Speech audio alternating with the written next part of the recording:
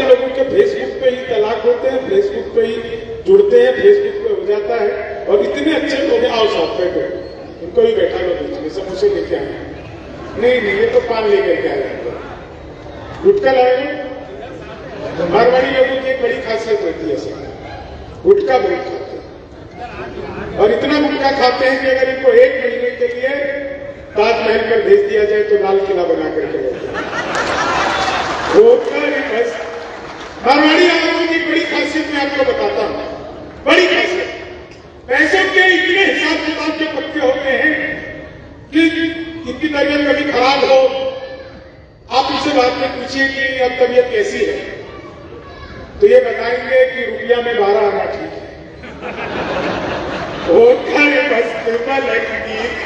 ये खासियत कैसे मारवाड़ी आदमी सब बता रहे हैं। बहन भी ऐसी बताती है क्या? तो बताइए मैं ऐसी बताते हो? नहीं ये खासियत है मारवाड़ी आदमी की। खासियत मैं आपको और बताता हूं। अच्छे से अच्छे डॉक्टर से इलाज करवा ले, ठीक होने के बाद कभी भी डॉक्टर को श्रेय नहीं देते। 50,000 रुपया लगा तब जाकर ठीक हुए। डॉक्टर का कोई मतलब? डॉक्टर को देखा आपने? डॉक्टर को आप कभी डॉक्टर के पास इलाज करें तो साइन देखा है आपने डॉक्टर को कैसा प्लस का साइन बना रहे? इसका मतलब आप में से शायद कोई है यहाँ पे डॉक्टर? बहुत है डॉक्टर साहब। आपने कभी भी बताया होगा, इन लोगों से छुपाया होगा कि डॉक्टर जो होते हैं ना प्लस का साइन रखते हैं अपने पर्चे पर। इसके जानते हैं क्या मतलब होता है? मरीज इनके यहाँ खड़े खड़े जाता है, लेटे लेटे होकर डालो। एक मतलब और होता है, मरीज कितना भी माइनस में रहे, डॉक्टर हमेशा प्लस में ही रहता है। होकर डालो। लेकिन पटना वालों कभी भी डॉक्टर को नाराज मत करना, क्योंकि डॉक्टर जो है वो धरती पर भगवान का रूप है। ऊपर वाला भगवान जब आपसे नाराज होता है तो वो आपको डॉक्टर के पास भेज देता है। आपने अगर गलती से नीचे वाले डॉक्टर को नाराज किया, होकर खाल भगती गोली रसिया। एक दृश्य देखो, दृश्य ऑपरेशन थिएटर में मरीज लेटा हुआ है। डॉक्टर साहब मरीज लेटा हुआ है, डॉक्टर ने मरीज को देखा, देख के कहा पांडे घबराओ। इतना सुनते ही मरीज उठकर बैठ गया। बोले डॉक्टर साहब मेरा नाम पांडे नहीं। कहते जानता पांडे मेरा नाम, मैं तुमको कह रहा हूं पांडे। वो लगती कालो भगती। मैं बता रहा हूं मुझे कोरोना हो गया था। मेरे बहुत सारे डॉक्टर दोस्त हैं, कुछ आयुर्वेद वाले हैं, कुछ होम्योपैथ वाले हैं, कुछ एलोपैथी वाले हैं। मुझे एलोपैथी वाले ने बोला कि ये आयुर्वेद की दवाई मत खा लेना, मर जाओगे। आयुर्वेद वाले ने बोला एलोपैथी मत खा लेना, मर जाओगे। मैंने दोनों की छोड़ दी तो ठीक हो गया। लगती खालो भगती को। एक घटना और बहुत अच्छी घटी। आज मैं पटना आया, पटना में मैं बिल्कुल एक इनकम टैक्स कोलंबर के पास चाय पिया, तभी एक कुत्ता आया तो मेरे भीतर दया जगी। हाँ अक्सर दया जाती है मेरे भीतर, तो दया जगी तो मैंने सोचा मैं भी चाय पी रहा हूं, ये कुत्ता क्या करेगा। मैंने तुरंत ही चाय वाले को कहा एक बिस्कुट का पैकेट दो। उसने मुझे एक बिस्कुट का पैकेट दिया। मैंने पैकेट को खोला और एक बिस्कुट निकाला, बाकी वापस चल गया। अक्सर हमारे भीतर इतनी ही दया जाती है। एक बिस्कुट निकाला, कुत्ते की तरफ फेंका, कुत्ते ने लपकते ही अलट अलट अलट अलट अलट अलट 1 मिनट में 12 बार पलटी मारी। नीतीश कुमार से भी ज्यादा 12 बार में घबरा गया। मैंने तुरंत ही चाय वाले की गर्दन पकड़ ली। मैंने कहा क्या मिला दिया तूने बिस्कुट में? ये तो अच्छा हुआ कि मैंने पहले नहीं खाया, नहीं तो मैं भी पलटी मार रहा हूं। तो चाय वाले ने मेरा हाथ जोड़ लिया, बोला बाबूजी मुझे मत डांटिए, बिस्कुट पतंजलि का है। खाते ही कुत्ता अनुलोम विलोम कपाल धातु सूर्य नमस्कार प्राणायाम सब कुछ एक साथ करने लगा। तब मुझे समझ में आया कि ये 12 बार क्यों पड़ता। वो सूर्य नमस्कार करता होकर मस्त मलंगी खालो भगती गोली रसी। अच्छा मैं सच बता रहा हूँ, पिछले साल मैं अमेरिका गया था, इसी साल में जब तो फाइनेंशियल ईयर खत्म नहीं हुआ है तो गए थे मैं अमेरिका। सच बता रहा हूँ दोस्तों, पूरे अमेरिका में 26 स्टेट्स में घूमे उसके, मैं हर जगह पे जहां गया खाली धोती कुर्ता पहन करके ही परफॉर्म करता था। हर जगह पे धोती कुर्ता पहनकर परफॉर्म किया। धोती कुर्ता इसलिए पहनकर परफॉर्म नहीं करता था कि मुझे बहुत प्रिय है या दूसरे कपड़े मुझे अच्छे नहीं लगते हैं। आज हमारे बिहार में, राजस्थान में, हरियाणा में, भारत में किसी भी गांव में जब कोई एक बुजुर्ग व्यक्ति मरता है ना तो बुजुर्ग नहीं मरता, उसके साथ धोती पहनने वाला एक आदमी कम हुआ। हमारे संस्कार कहीं ना कहीं खत्म हो रहे थे। मैं न्यूयॉर्क में धोती पहनकर घूम रहा था, लोग सर न्यूयॉर्क में मैं धोती पहनकर घूम रहा था। कुछ लोग तो वहां पर कुछ भी नहीं पहनकर घूम रहे थे, मैं तो फिर भी धोती पहना। एक अंग्रेज आया पीछे से मेरा धोती पकड़ता, बोलो व्हाट इज दिस? मैंने कहा धोती।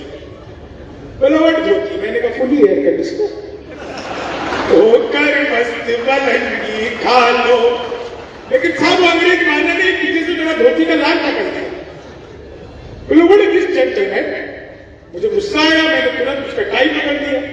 मैंने कहा you tell me first what is this? बोला this is my neck tie. मैं बोला this is my back tie. होकर मस्त मलंगी खा लो। बिहार के आदमी के साथ मस्त रहना चाहिए। दुनिया में ऐसा कोई कारण ही नहीं है कि हम दुखी हो। सच बता रहा हूं, हम किसी चीज से दुखी नहीं होते, ये भी मैं आपको बता रहा हूं। वो एक बिहार का लड़का पढ़ लिख कर इंजीनियर बन गया, इंजीनियर बन के घर वापस आया तो उसने देखा उसकी मच्छरदानी में छेद है।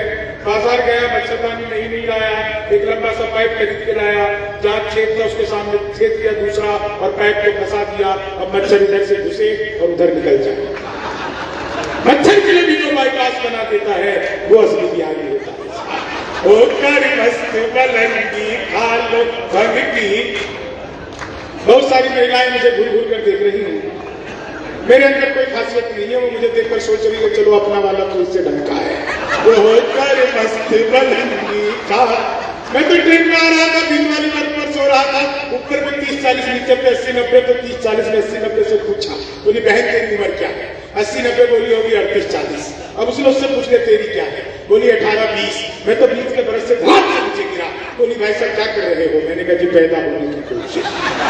तो होकर मस्त मलंगी खा लो भगती रसिया। होकर मस्त मलंगी खा लो भगती गोली रसिया। शंभू के संग हंसो हंसाओ खेलो होली रसी। आप लोग कितनी देर से ठहाके लगा रहे हैं?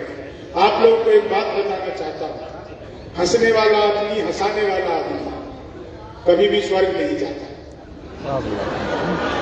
वो जहां जाता है उसी जगह को स्वर्ग में जाता है। होकर मस्त मलंगी खा लो। एक बात तो है, चापलूसी करो तो कोई भी खुश हो जाता है। होकर मस्त, ये भारतीय टेंडेंसी है। जीवन में एक बात हमेशा याद रखो, कभी भी किसी चीज में फंस जाओ तो अकेले मत फंसो,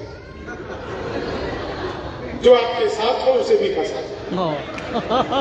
इससे आपके बचने की संभावना डबल हो जाएगी। वो भी कोशिश करेगा ना बचने के लिए। ये तो आदमी अक्सर अकेला फंस जाता है, फंस फंसा करके। मुझे तो बहुत अच्छे से याद है सर, वो एक स्कूल में इंस्पेक्टर ने छापा मारा, एक बच्चे को खड़ा किया और बोले भारत के प्रधानमंत्री का नाम बताओ। बच्चा बोला जी रामलाल। बोले कौन है रामलाल? बोले जी मेरे पिताजी 5 साल पहले घर से भाग गए थे। मां कहती रहती है क्या पता प्रधानमंत्री बन गया हो तेरा बाप। इतना सुनते इंस्पेक्टर को गुस्सा है, बोले कि ये क्या है अभी? तुम्हें भारत के प्रधानमंत्री का नाम नहीं पता? मैं तुम्हारा इस क्लास से नाम कटवा दूंगा, निचली क्लास में लिखवा दूंगा। बच्चा हंसने लगा, सर मेरा नाम कटवा ही नहीं सकते। क्यों नहीं कटवा सकते? बोले जी मैं तो एक स्टूडेंट ही नहीं, मैं तो कंपाउंड के बाहर बकरी चराने आया था। मास्टर जी आए, बोले 2 घंटे के लिए बैठना, इंस्पेक्टर साहब आने वाले हैं, बच्चे कमाए हुए हैं, 10 रुपए मिलेंगे, अब 10 रुपए आप दोगे कि मास्टर जी से? बच्चे किसी को भी फंसा देते। इतना सुनते ही मास्टर को गुस्सा आया, वो इंस्पेक्टर को गुस्सा आया, मास्टर को बुला लिया, बोले तेरा क्या कर रखा तुमने? नकली बच्चा बेटा, मैं तुम्हारी नौकरी खा जाऊंगा। बोले सर खा ही नहीं सकते। क्यों नहीं खा सकते? बोले कि मैं यहाँ का मास्टर ही नहीं। मास्टर तो मेरा बड़ा भाई है, साथ में परचून की दुकान करता है। राशन खत्म हो गया तो परचून लेने गया है, कहीं इंस्पेक्टर साहब आएंगे 2 घंटे के स्कूल संभाल, कभी कभी चाय पिला देता है, तो मैं तो उसके लिए 2 घंटे के स्कूल संभाल रहा हूं। इतना सुनते इंस्पेक्टर को और गुस्सा आया, दोनों को पकड़ कर प्रिंसिपल के पास ले गए। बोले प्रिंसिपल साहब आपने क्या कर रखा है? नकली बच्चे नकली मास्टर, मैं आपके स्कूल की कंप्लेन करूंगा। सच बता रहा हूं दोस्तों, प्रिंसिपल ने सुनते ही दराज खोला, 10,000 रुपए की गड्डी निकाली और इंस्पेक्टर को देकर के बोला, इंस्पेक्टर साहब प्रिंसिपल तो मेरे चाचा, साथ में वकालत करते हैं, पटना कोर्ट में गए हुए हैं, कहे गए कि इंस्पेक्टर साहब आएंगे, 10,000 रुपए दे देना, सभी फाइलों पर साइन कर जाएंगे। इंस्पेक्टर साहब ने 10,000 रुपए की गड्डी पकड़ी, जेब में रखा और कहा देखो वो तो मैं हूं जो 10,000 में मान गया। अगर असली वाले इंस्पेक्टर साहब आते, आप लोगों ने दोस्तों गलत जगह तालियां बजा दी। इतना सुनते ही वो प्रिंसिपल हंसने लग गया। बोले सर अब क्यों हंस रहे हैं? बोले अरे भाई साहब एक बात बताओ, जहां बच्चा नकली, जहां मास्टर नकली, जहां प्रिंसिपल नकली, जहां इंस्पेक्टर नकली, वहां पे नोट कौन से असली है? तो काल भंग की गोली। वैसे नोट से मुझे याद आया, मैं बैंक में गया नोट जमा कराने के लिए, कैशियर ने 2 नोट वापस कर दिया, बोले ये जमा नहीं होंगे, फटे हुए हैं। मैंने कहा मैं अपने खाते में करा रहा हूं। तो कर मस्त बलंगी कालो बंग की गोली। क्या बढ़िया आप लोग सुन रहे हैं। मैं बिहार गीत के 2 बंद सुना देता हूं, क्योंकि वो गीत सुनाना मैं जहां भी जाता हूं सुनाता हूं, तो आप लोगों को भी सुना देता हूं। इसके बाद हमें अरुण जैन जी को सुनना है। बस एक बात आप लोगों से पूछना चाहता हूं कि आपको अभी तक का कवि सम्मेलन कैसा लगा? बहुत बढ़िया, बहुत बढ़िया। एक तो जो सीटी जिसने बजाई, मैं उसको प्रणाम करता हूं।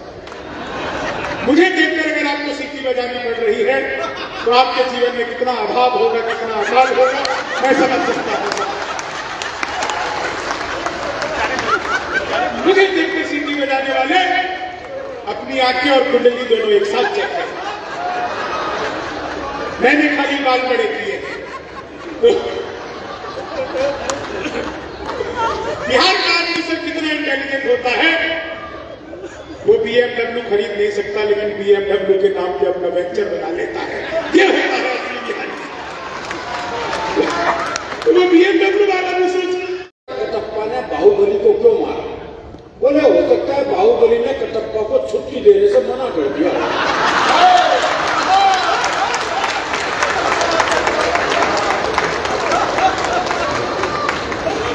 बहुत सहज हादसे में जीने वाले लोग, वो एक और को छुट्टी चाहिए, पहुंच गया सेक्टर के पास, बोले छुट्टी चाहिए।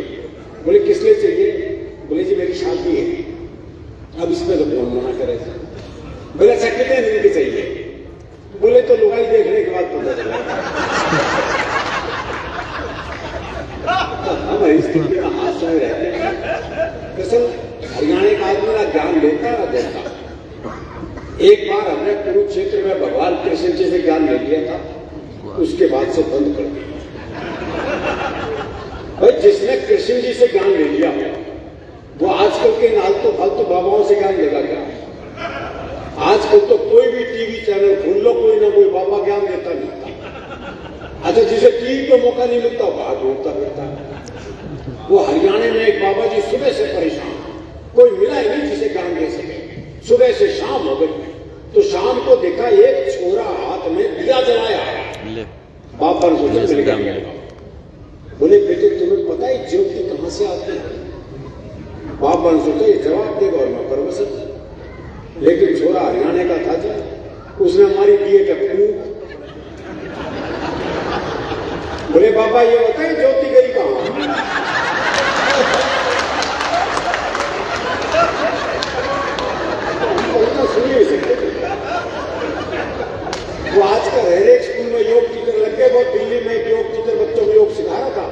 बोले बच्चों सीधे लेट जाओ, बच्चे सीधे लेट गए। बोले अपने पैरों से साइकिल चलाओ, वो सारे साइकिल चलाने लगे। एक पढ़ा रहा अपने हरियाणा का मस्त है, बोले तू साइकिल क्यों नहीं चला रहा? बोला मेरी साइकिल ढलान पे है।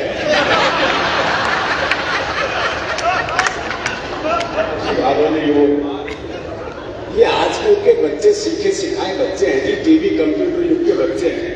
बल्कि मैं तो कहता हूं 2000 के बाद से बच्चे तो पैदा ही नहीं हो रहे, बाप ही पैदा हो रहे। आजकल वो चल रहा है ना, बेटी बचाओ बेटी पढ़ाओ।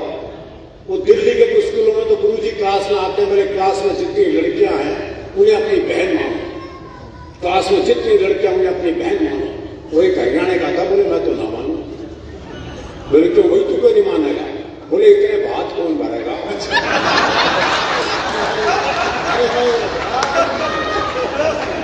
देखो बात उसकी जायज है। जब वो इतनी दूर का भविष्य जानता है, निकल का तो जानता ही है। वो क्लास में टीचर ने सवाल कर दिया, बोले मैंने तुझे थप्पड़ मारा, इसका भविष्य काल बता। बच्चा बोला तेरी साइकिल में पंचर मिलेगा। बच्चों का कोई मुकाबला नहीं है भाई। शंभू ने वो जी करके आके अग्रवाल स्वीट से उन्होंने मिठाई मंगाई। मेरे एक दोस्त थे धीरज पुरी, उनके मोहल्ले में एक मिठाई की दुकान खोली सा। रायचंद तो हर जगह ही होते, यहाँ भी होंगे, ऐसा करा लो, उसको बुला लो, ये कर लो। तो एक पहुंच गया, बोले इतनी बढ़िया दुकान खोली है, इसमें लिखा था कि उन्हें यहाँ हमेशा ताजा मिठाई मिलती है। उसने वो बोर्ड लगवा दिया था। उसके बाद जो उसकी आफत शुरू हुई, अगले दिन एक पहुंच गया, बोले उस पान की दुकान पे मिठाई मिलती है क्या? बोले नहीं यहाँ मिलती है। बोले यहाँ मिलती तो इलेक्ट्रॉनिक क्या मिलते यहाँ? हटा इसे, हमेशा ताजा मिठाई मिलती है। अगले दिन एक और पहुंच गया, बोले रात को 12 बजे भी देखता है। बोले नहीं जी 10 बजे तो दुकान में हो जाती है। बोले फिर हमेशा क्यों लिख रखा? हटा, ताजा मिठाई मिलती है। अगले दिन एक और पहुंच गया, बोले बासी बेचता है। बोले नहीं ताजा बेचता हूं। बोले ताजा लिखवाने से कंफ्यूजन होता है। हटा, मिठाई मिलती है। अगले दिन एक और पहुंच गया, बोले पान पराग का गुटखा दियो। बोले मिठाई की दुकान। बोले वो तो दिख रही है ना, लिखवाने क्या दियो?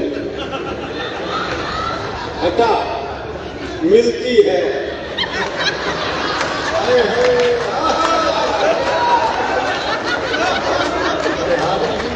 अगले दिन एक और पहुंच गया, बोले क्या मिलती हुई? बहुत कंफ्यूजन है। हटा, खाली रह गया है। वो रात को 9:45 बजे पूर्ण अवस्था में पहुंचा। बोला है क्या?